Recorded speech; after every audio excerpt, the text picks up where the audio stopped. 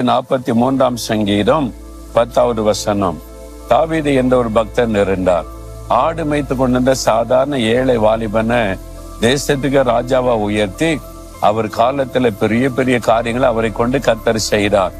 அவருடைய அந்த நட்சத்திரம் தான் இன்றைக்கு இஸ்ரவேல் தேசத்தினுடைய கொடியில ஸ்டார் இருக்குல்ல, அதுக்கு பேரு ஸ்டார் ஆஃப் டேவிட்னு அர்த்தம். அதனால அவர் அந்த இஸ்ரவேல் மக்கள் மறக்கவே மாட்டாங்க.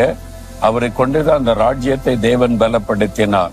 சாதாரண ஒரு மனிதன் அவ்வளவு தூரம் உயர்த்த என்ன காரணம் நினைக்கிறீங்க? ஆண்டவருக்கு பிரியமானதை செய்தார். ஆண்டவர் அவருக்கு சாட்சி கொடுக்கிறார். தாவீதை என் இருதயத்திற்கு ஏற்றவனாய் கண்டேன், எனக்கு சித்தமானதை எல்லாம் அவன் செய்வான் என்று. அதற்கு என்ன ரகசியம் தெரியுமா? அவர் அழகா ஜெபம் செய்கிறார். ஆண்டவரே, உமக்கு பிரியமானதை செய்ய எனக்கு போதியும். ஜெபத்துல பாத்தீங்களா, ஆண்டவரை பார்த்து தாவீது சொல்றார், ஆண்டவரே உமக்கு பிரியமானதை செய்ய எனக்கு போதியும்.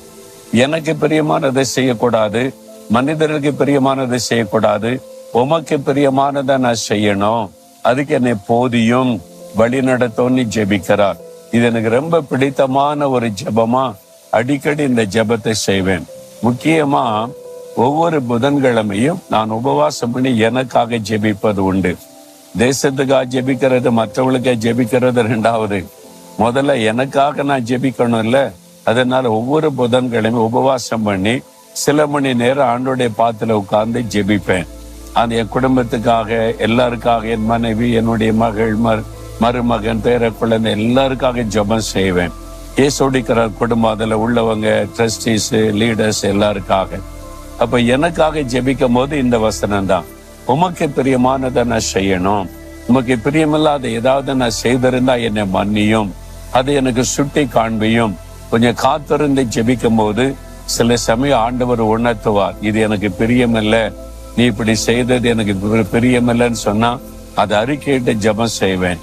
இன்னும் அப்படி நான் செய்திடக்கூடாது, உமக்கு பிரியமானதான் எப்பொழுது செய்யணும் ஆண்டவரே அப்படின்னு நான் ஒப்பு கொடுத்து ஜெபம் பண்ணுவேன். இது ரொம்ப முக்கியமான ஒரு ஜெபம். நம்ம ஒப்பு கொடுத்து